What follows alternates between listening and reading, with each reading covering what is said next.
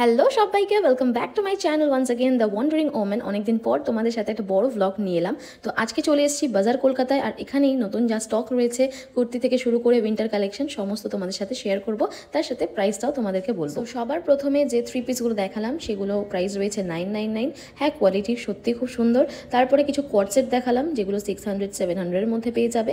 আর এখানে কিছু কুর্তিস রয়েছে যেগুলো সবই 800 প্রাইসের মধ্যেই রয়েছে রেঞ্জের। সেরকম কিছু নতুন কালেকশন আমি বলবো না রয়েছে কুর্তির, বাট হ্যাঁ উইন্টার কালেকশন প্রচুর রয়েছে। থ্রি পিসের রয়েছে উইন্টার কালেকশন, টু পিসের রয়েছে উইন্টার কালেকশন।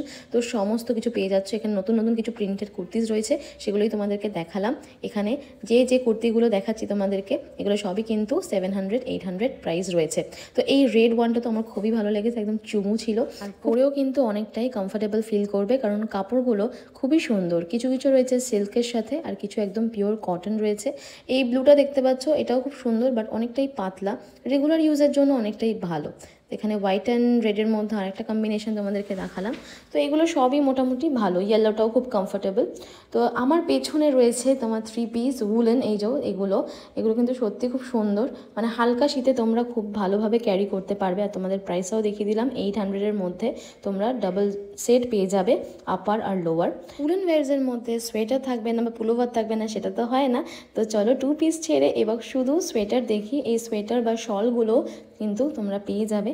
তারপরে আমি এখানে কুর্তি দেখছি, যেটা আমি নর্মালি সব জায়গাতে গিয়েই করে থাকি, বিকজ কুর্তি আমার প্রচণ্ড ফেভারিট। আর নতুন নতুন কালেকশন রাখতে আমি ভীষণ পছন্দ করি কুর্তির।